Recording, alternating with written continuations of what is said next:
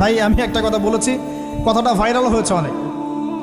মানুষ মানুষের অবস্থানকেই ভালোবাসে, মানুষ কখনোই মানুষের অন্তঃসত্ত্বাকে ভালোবাসে না।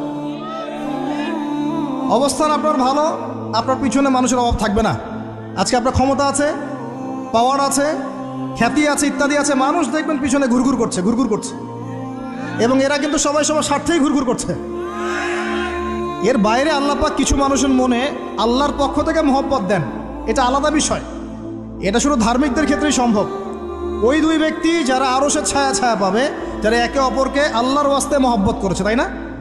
অতএব আল্লাহর পক্ষ থেকে একটা মহব্বত থাকে, এটার কোনো স্বার্থ থাকে না, নিঃস্বার্থ ভালোবাসা।